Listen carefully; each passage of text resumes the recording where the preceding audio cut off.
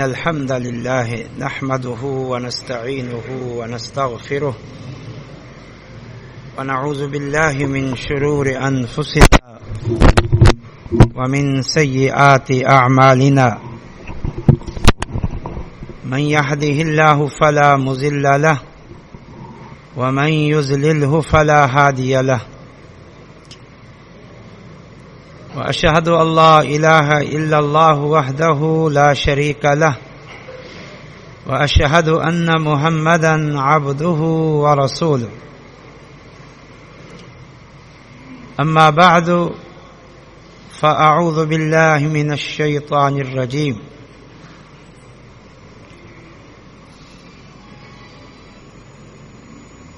وأنزلنا إليك الذكر لتبين للناس ما نزل إليهم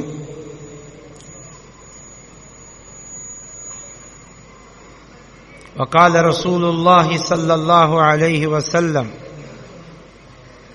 ألا إني أوتيت القرآن ومثله معه.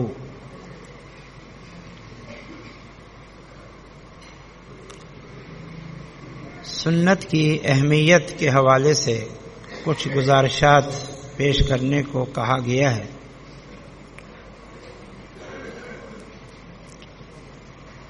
سنت کا لفظی معنی طریقہ ہے،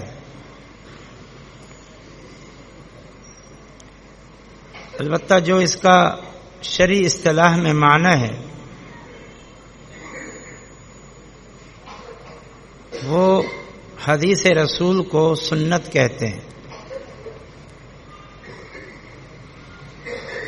رسول اللہ صلی اللہ علیہ وسلم کا قول ہو، آپ کا عمل ہو، یا آپ صلی اللہ علیہ وسلم کے سامنے کوئی عمل کیا گیا ہو اور آپ نے اس پر خاموشی اختیار کی ہو۔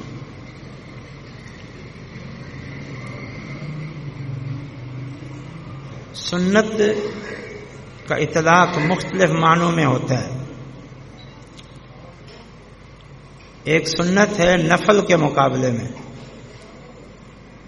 ایک سنت ہے فرض کے مقابلے میں جسے ہم نفل کہتے ہیں۔ تو سنت بمعنی نفل، فرض کے مقابلے میں۔ فرض نماز، نفل نماز، فرض زکوٰۃ، نفل صدقہ، فرض روزہ، نفل روزہ، فرض حج، نفل حج۔ یہ جو نفل ہے اس کو سنت بھی کہتے ہیں۔ اور ایک سنت ہے بدعت کے مقابلے میں۔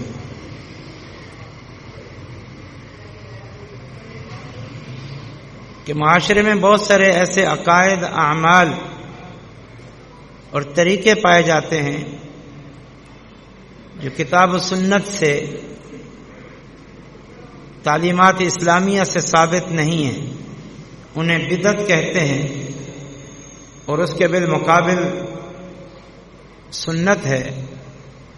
تو سنت ہر وہ عقیدہ، ہر وہ عمل، ہر وہ طریقہ جو قرآن و حدیث سے، نبی صلی اللہ علیہ وسلم کی سنت اور تعلیمات سے ثابت ہو، اسے سنت کہتے ہیں۔ دونوں سنتوں کی اپنی اپنی بڑی ہی اہمیت ہے۔ فرض کے مقابلے میں جو نفل ہے جسے ہم سنت کہتے ہیں، اس کی بھی بڑی اہمیت ہے۔ ابو داؤد میں حدیث ہے صحیح سند کے ساتھ، نبی صلی اللہ علیہ وسلم نے فرمایا قیامت کے دن جب ایک بندہ اللہ کے سامنے پیش ہوگا تو سب سے پہلے تو نماز کا حساب ہوگا۔ تو اللہ تعالیٰ فرمائے گا میرے بندے کی نماز دیکھو اور دیکھو یہ پوری ہے کہ نہیں۔ اگر پوری ہے تو پھر نماز پوری لکھ دی گئی۔ نماز میں کچھ نقص ہے، وہ نقص اس معنی میں کہ خشوع میں کوئی کمی ہے، اس معنی میں کہ کبھی کبھی جماعت سے ادا نہیں کر سکا، اس معنی میں کہ کبھی نماز قضا ہو گئی۔ اگر یہ کمی ہے تو اللہ تعالیٰ خود فرماتا ہے انظروا هل لعبدی من تطوع، دیکھو کیا میرے بندے کی کوئی نفلی عبادت ہے، نفلی نماز ہے جسے ہم سنت کہتے ہیں۔ اس میں تہجد بھی ہے، اشراق بھی ہے، ضحیٰ بھی ہے، وتر بھی ہے، اور یہ جو ہم فرض نماز سے پہلے اور بعد میں سنت پڑھتے ہیں یہ بھی ہیں۔ یہ دیکھو اگر یہ سنت ہے تو اس فرض میں جو کمی تھی اسے پوری کی جائے گی اور اس طرح اس کا فرض پورا ہو جائے گا، اور اگر نفل نہیں ہے تو اس کا فرض وہ ناقص سمجھا جائے گا۔ پھر اگلے جو الفاظ ہیں اس کا مفہوم یہ کہ پھر تمام فرائض میں یہی معاملہ کیا جائے گا جو نماز میں ہوا، تمام فرائض میں، حج ہے، زکوٰۃ ہے، حقوق اللہ ہیں، حقوق العباد ہیں۔ تو اس معنی میں فرض کے مقابلے میں جو نفل ہے جسے سنت کہتے ہیں اس کی بڑی اہمیت ہے، اسے معمولی نہ سمجھو۔ آج سنت جو بدعت کے مقابلے میں ہے اس کو اہمیت دینے والے، اس پہ زور دینے والے ہم لوگ وہ سنت جو فرض کے مقابلے میں ہے اس میں بڑی کمی اور کوتاہی کا شکار، حالانکہ اس کی بڑی فضیلتیں ہیں، اور بعض سنت تو ایسی ہیں کہ اس قدر فضیلت ہے کہ انسان دنگ رہ جاتا ہے۔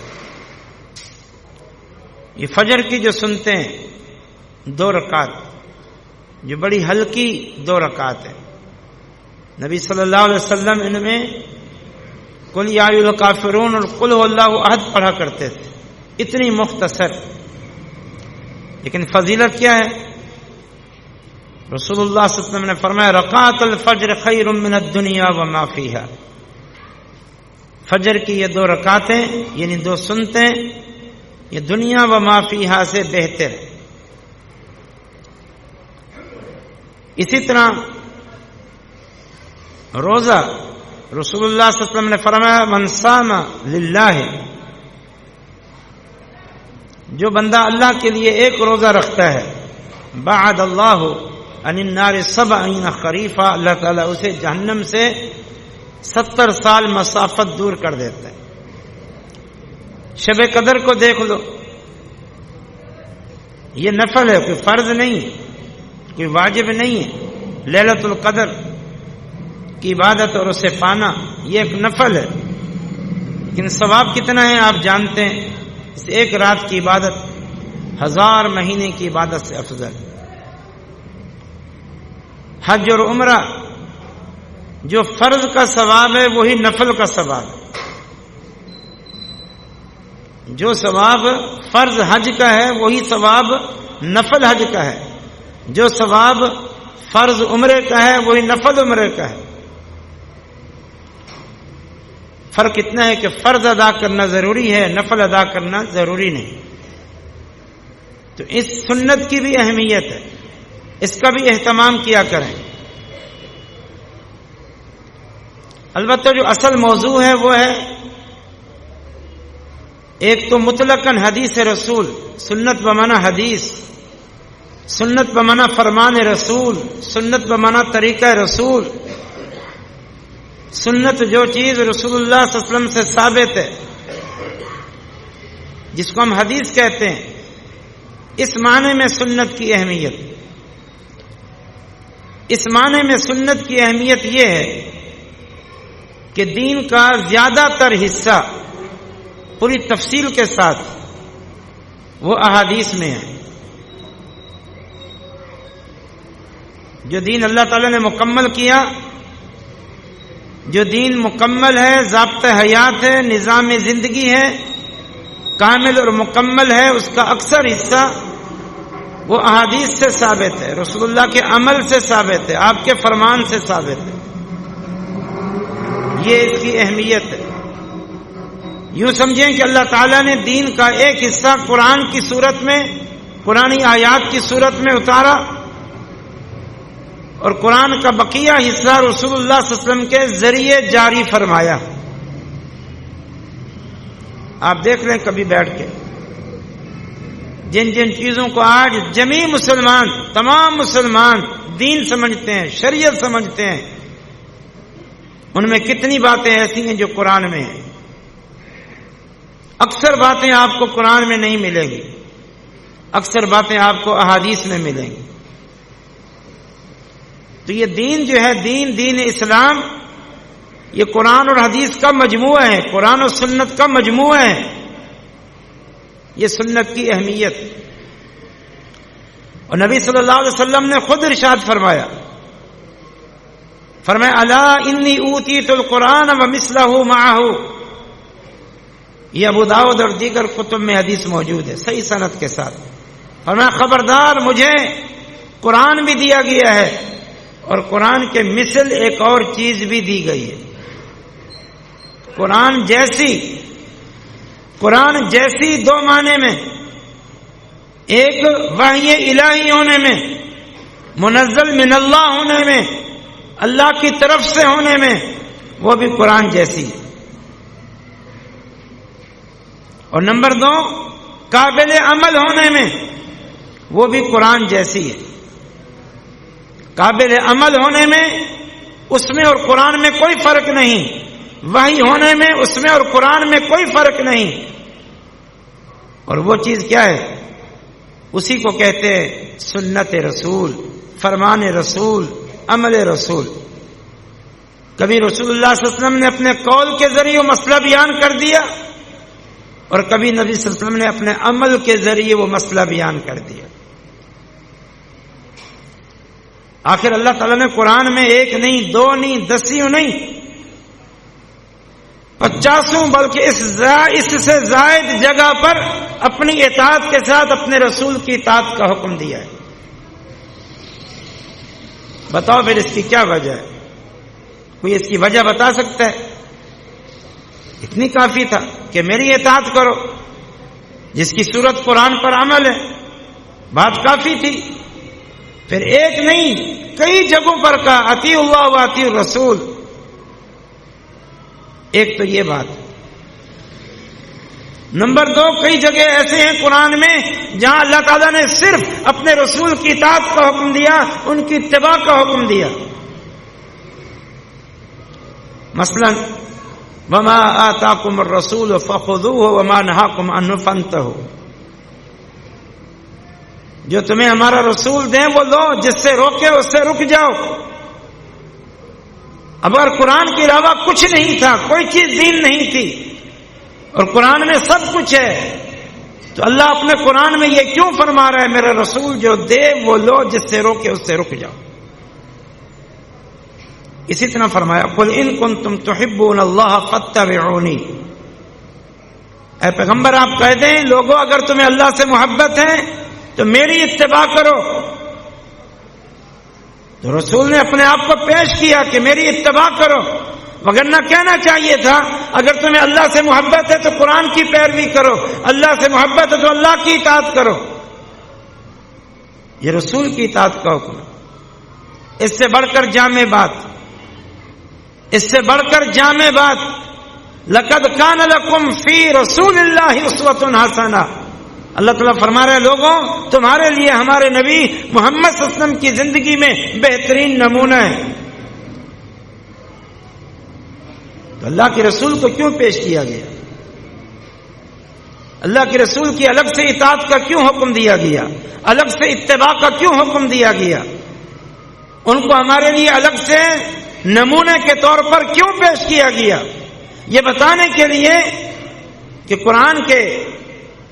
قرآن میں بھی احکامات ہیں اور کچھ احکامات تمہیں ہمارے رسول صلی اللہ علیہ وسلم عطا فرمائیں گے۔ اس لیے اس نقطے کو اچھی طرح ذہن نشین کر لیں۔ کچھ آیات تو بڑی واضح ہیں اس معنی میں کہ ہم نے کہا کہ قرآن بھی وحی ہے اور رسول اللہ نے فرمایا وحی جیسی ایک چیز مجھے دی گئی ہے، جو کہ حدیث ہے، اس بارے میں تو کچھ آیات بھی واضح دلالت کرتی. مثلا اللہ تعالیٰ کا فرمان وَأَنزَلَ اللَّهُ عَلَيْكَ الْكِتَابَ وَالْحِكْمَةَ، اے پیغمبر علیہ السلام، اللہ نے آپ پر کتاب بھی اتاری ہے اور حکمت بھی اتاری ہے. یہ معطوف علیہ دو چیزیں ہیں، قرآن بھی اتارا ہے اور حکمت بھی اتاری ہے. اور یہ بات قرآن میں کئی جگہوں پر ہے. ایک مقام اور سن لیں، فرمایا وَاذْكُرْنَ مَا يُتْلَى فِي بُيُوتِكُنَّ مِنْ آيَاتِ اللَّهِ وَالْحِكْمَةِ. یہ رسول کی بیویوں کو خطاب ہے. اے رسول کی بیویوں، وَاذْكُرْنَ مَا يُتْلَى فِي بُيُوتِكُنَّ، تم یاد کیا کرو، پڑھا کرو اس کو جو تمہارے گھروں میں تلاوت ہوتا ہے. کیا تلاوت ہوتا ہے؟ فرمایا من آیات اللہ والحکمہ، اللہ کی آیات کی تلاوت ہوتی ہے اور حکمت کی تلاوت ہوتی ہے. اللہ نے دونوں کو تلاوت کا نام دیا. آیات اللہ تو واضح تھی، جو اترتی تھی، اللہ کے رسول اپنی بیویوں کے سامنے پڑھتے تھے. والحکمہ، اور حکمت فرمایا اس کی بھی تلاوت ہوتی ہے، تم اسے بھی یاد کیا کرو. ایک اور مقام سنیں، لقد من اللہ علی المؤمنین اذ بعث فیہم رسولا من انفسہم یتلو علیہم آیاتہ ویزکیہم ویعلمہم الکتاب والحکمہ. یہ قرآن میں دو جگہ آیاتیں ملتی جلتی. اللہ تعالیٰ نے اپنے رسول کی ذمہ داری بتائی. نمبر 1 یتلو علیہم آیاتہ، وہ اہل ایمان پر اللہ کی آیات کی تلاوت کرتے ہیں. نمبر 2 ویزکیہم، اور ان کا تزکیہ کرتے ہیں، ان کی اصلاح کرتے ہیں. وہ آپ کا اصلاحی پروگرام، وہ آپ کا تزکیہ اور تربیت کا پروگرام، وہ کہاں ہے؟ الگ سے ذکر کیا. آیات کی تلاوت کرتے ہیں اور تمہارا تزکیہ کرتے ہیں. وہ تزکیے کا پروگرام کہاں ہے قرآن سے ہٹ کر؟ وہ یہی احادیث ہے، یہی سنت رسول ہے.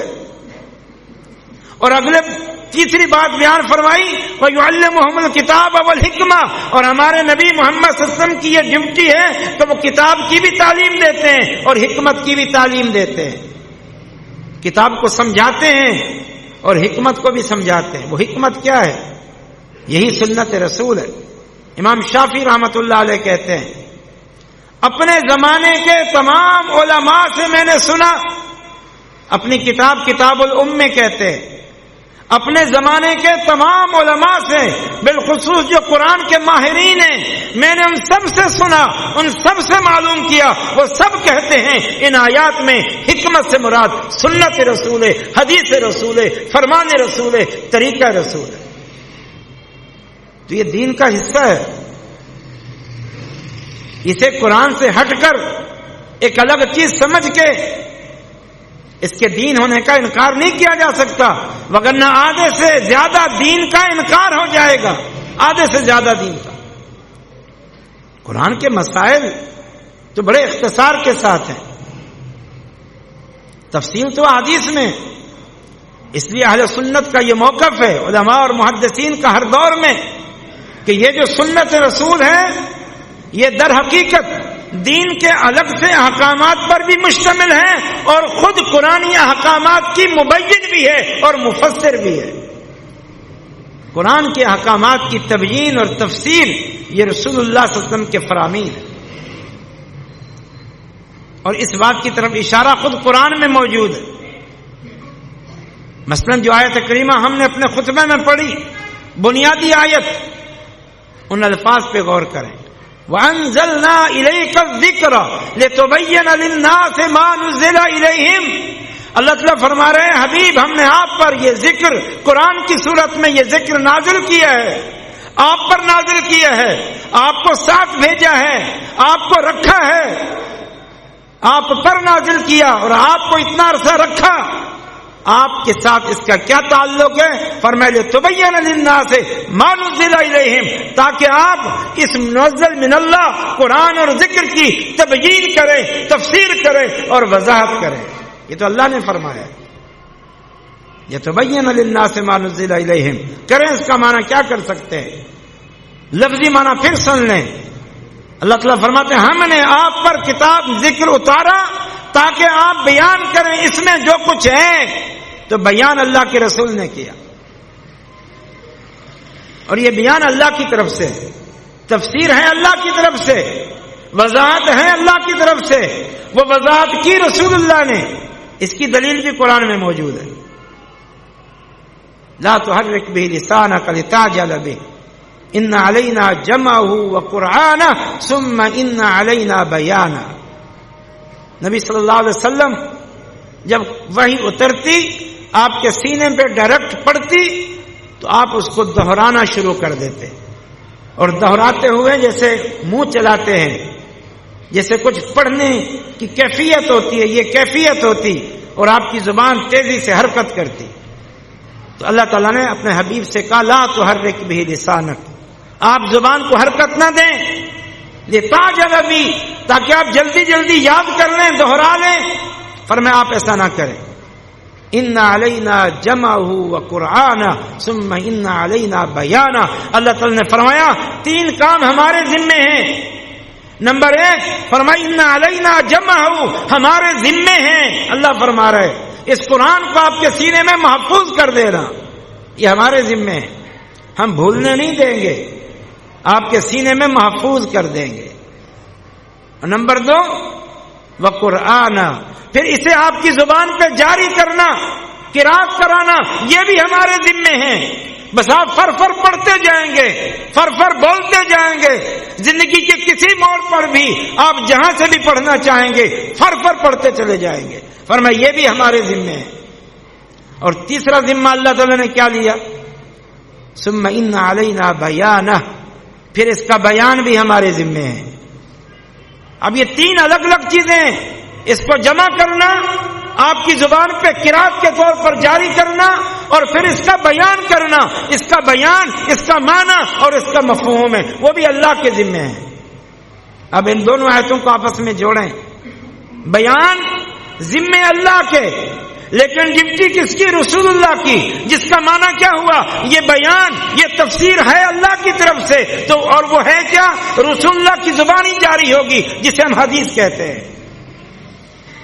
اس معنی میں وہی بات ہوئی جو ہم نے شروع میں کہی، جو رسول اللہ کے فرمان کی روشنی میں کہی، کہ رسول اللہ صلی اللہ علیہ وسلم نے فرمایا الا انی اوتیت القرآن ومثلہ معہ، مجھے قرآن ملا ہے اور قرآن جیسی ایک چیز ملی ہے۔ ہم نے کہا تھا قرآن جیسی سے مراد قرآن کی طرف وحی ہے، منزل من اللہ ہے۔ اس آیت کریمہ میں اللہ تعالیٰ نے خود بتا دیا اس قرآن کا بیان بھی ہمارے ذمے ہے، اور اس قرآن کی تفسیر ہم اپنے رسول کے ذریعے کرائیں گے۔ تو آپ حدیث سے، سنت سے کیسے الگ تھلگ رہ سکتے ہیں؟ حدیث سے الگ تھلگ ہوں گے تو ایک تو آپ جو نمبر 1 قرآنی فرائض ہیں، احکامات ہیں، واجبات ہیں، عقائد ہیں، ان کی صحیح سمجھ اور معرفت حاصل نہیں کر سکیں گے، ان کا طریقہ نہیں معلوم کر سکیں گے، اور نتیجہ یہ ہوگا کہ یہ نمازیں، یہ روزے، یہ حج، یہ زکوٰۃ، یہ کھیل تماشا بن کے رہ جائیں گی۔ یہ نمازوں کا لگا بندہ سسٹم، یہ روزوں کا لگا بندہ سسٹم، یہ حج کا معروف طریقہ، یہ زکوٰۃ کے مسائل، یہ نکاح کے، طلاق کے اور دیگر مسائل، ان کی تفصیلات احادیث میں ہیں، یہ تفصیلات قرآن میں نہیں ہیں۔ اللہ تعالیٰ نے خود نماز کے بارے میں ارشاد فرمایا کہ اس کا طریقہ ہم نے بتایا ہے، یہ اسی بات کی بھی دلیل ہے کہ یہ بھی وحی ہے۔ حافظوا علی الصلوات والصلاۃ الوسطی وقوموا للہ قانتین فإن خفتم فرجالا أو ركبانا فإذا أمنتم فاذكروا الله كما علمكم ما لم تكونوا تعلمون۔ اللہ تعالیٰ فرما رہا ہے، یہ بڑی قابل غور آیت ہے، توجہ سے اس کا ترجمہ اور جو میں بتانا چاہتا ہوں وہ سنیے۔ پہلے ترجمہ سنیے۔ اللہ تعالیٰ فرما رہا ہے نمازوں کی حفاظت کرو، خاص طور پر عصر کی حفاظت کرو۔ اگر ہم خوف میں ہوں تو پھر سواری پہ سوار اور پیدل چلتے ہوئے نماز پڑھ لو۔ فَإِذَا أَمِنْتُمْ، لیکن جب امن کی حالت میں آ جاؤ تو پھر فَاذْكُرُوا اللَّهَ كَمَا عَلَّمَكُمْ، اللہ کا ذکر کرنا یعنی نماز پڑھنا، كَمَا عَلَّمَكُمْ، جیسے اللہ نے تمہیں سکھایا ہے۔ سکھایا رسول اللہ نے، اور حدیث میں رسول اللہ کو سکھایا جبرائیل امین نے، اوقات بھی سکھائے، نماز پڑھ کے بھی سکھائی، اور جبریل اللہ کی طرف سے آئے، اللہ تعالیٰ نے نماز سکھائی جبریل کے ذریعے رسول اللہ کو، اور رسول اللہ نے امت کو بتائی۔ حالانکہ قرآن میں نماز کا حکم ایک دفعہ نہیں 10 جگہ موجود ہے، سینکڑوں جگہ نماز کا ذکر موجود ہے۔ تو یہ تو صرف نماز کے متعلق ہم نے ایک آیت پڑھی ہے، وگرنہ آج مسلمان بالاتفاق جو اتفاقی مسائل ہیں انہی کو لے کے بیٹھ جائیں، زکوٰۃ کے یا حج کے، وہ قرآن میں نہیں نظر آئیں گے۔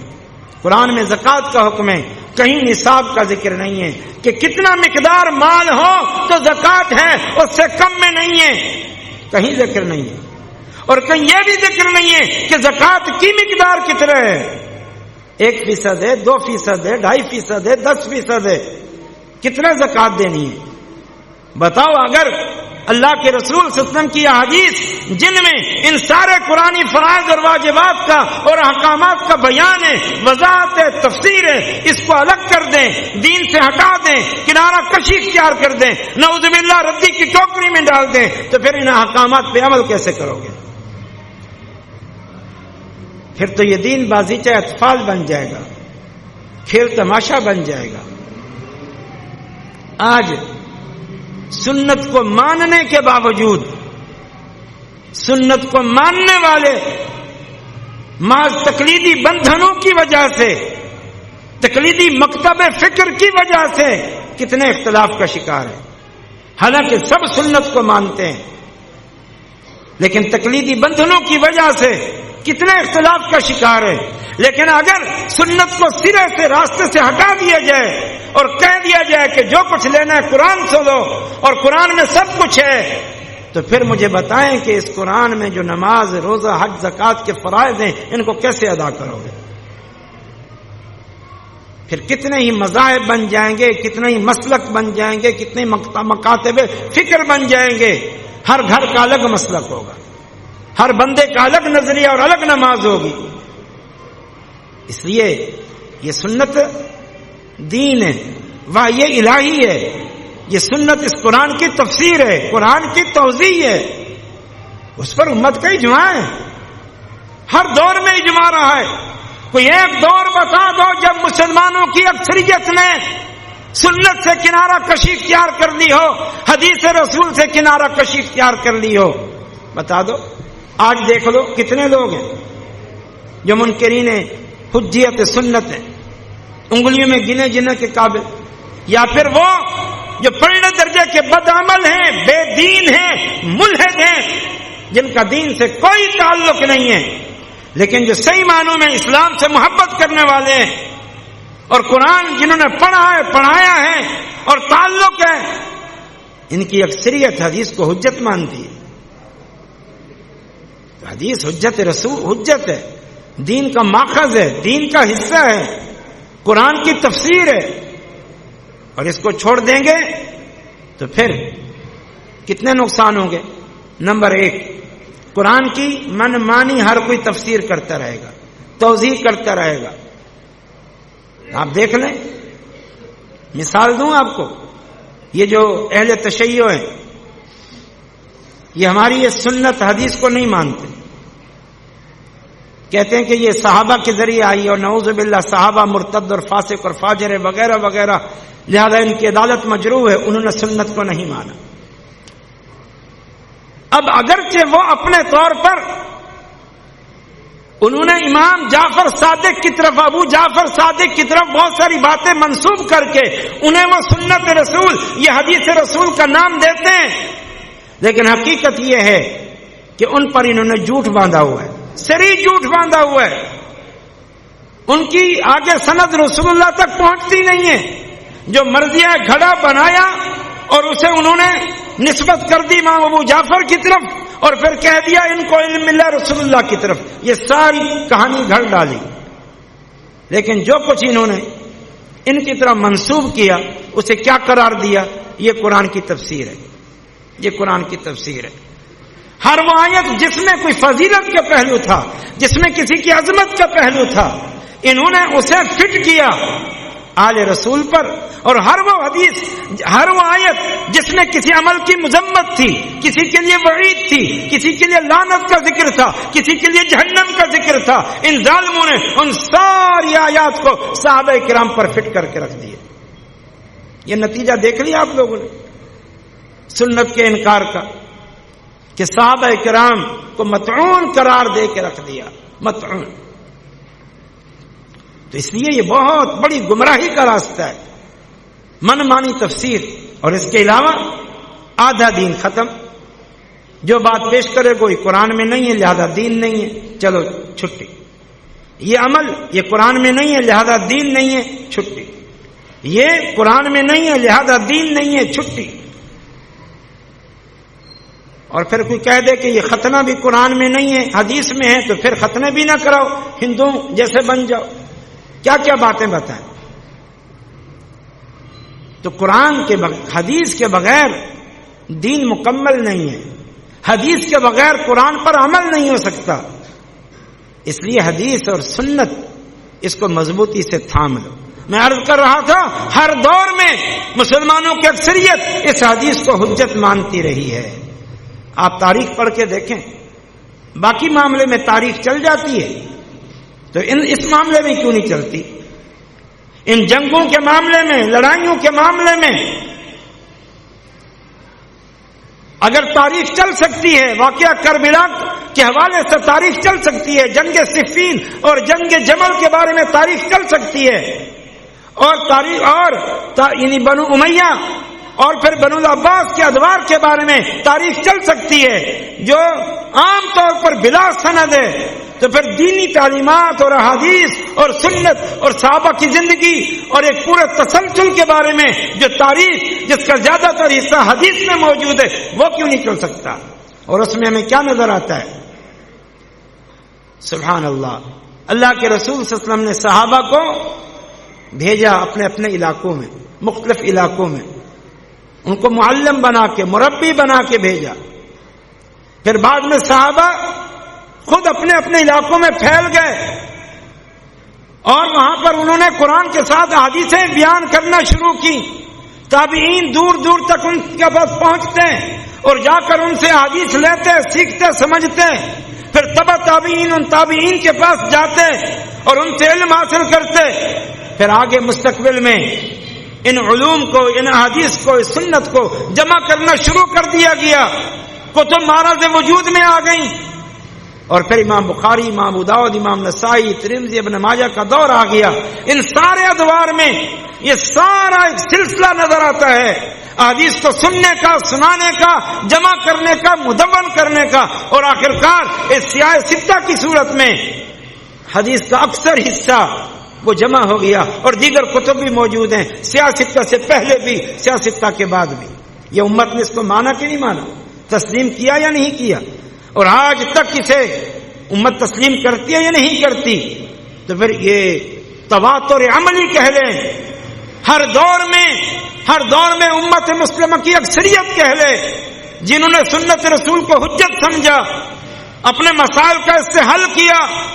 احادیث میں ہزاروں واقعات ملتے ہیں کہ کسی صحابی نے حدیث بیان کیوں کی، کسی محدث نے حدیث بیان کیوں کی، کوئی مسئلہ پیش آیا تو پھر کسی صحابی کی طرف رجوع کیا گیا، انہوں نے حدیث سنا دی۔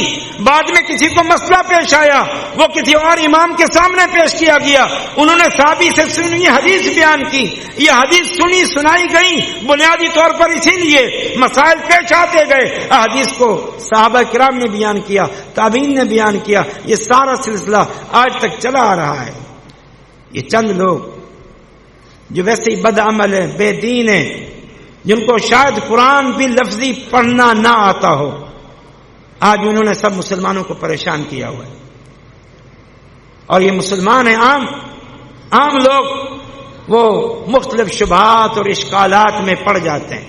کچھ باتیں دو ٹوک ہوتی ہیں، واضح ہوتی ہیں، پکی ہوتی ہیں، کھری نشانی ہوتی ہیں، پتھر پہ لکیر ہوتی ہیں۔ ان میں سے ایک بات یہ ہے کہ حدیث رسول بھی دین کا حصہ ہے، حدیث رسول بھی وحی ہے، حدیث رسول بھی حجت ہے، اور حدیث رسول تفسیر قرآن ہے۔ یہ بات اچھی طرح ذہن نشین کر لیں۔ باقی انکار حدیث کی تحریک کیوں چلی، کہاں سے پیدا ہوئی، یہ لمبی تفصیل طلب بات ہے۔ مختصر بات یہ ہے کہ یونانی علوم، علم کلام، یہ مسلمانوں کے اندر در آیا اور مسلمانوں نے ہر چیز کو اپنی عقل پر پرکھنا شروع کر دی۔ ان ظالموں کے ہاتھوں سے حدیثوں کا یہ انکار نہیں ہوا۔ انہوں نے کہا کہ فلاں فلاں فلاں حدیث ہمارے عقل پہ نہیں اترتی، لہذا نعوذ باللہ اللہ کے رسول یہ کہہ نہیں سکتے، لہذا یہ حدیث مردود ہیں۔ اچھا پھر یہ مردود ہیں تو کہنے لگے جب یہ مردود ہیں تو باقی حدیثیں بھی مردود ہیں، اگر صحیح ہوتی تو یہ ہوتی، جب یہ غلط ہے تو باقی ساری حدیثیں بھی غلط ہیں۔ بنیاد کیا تھی؟ عقل پرستی۔ اور پھر جب ان کا یہ تیر چلا، وار چلا، تو ان ظالموں نے قرآنی آیات کو بھی نہیں چھوڑا۔ پھر کسی نے معجزات کا انکار کر دیا اور کسی نے کچھ آیات کے معانی میں جھوٹی مانوی تعریف کر کے اس کے معنی کو بگاڑ کے رکھ دیا کہ یہ آیتیں بھی عقل میں نہیں آتی۔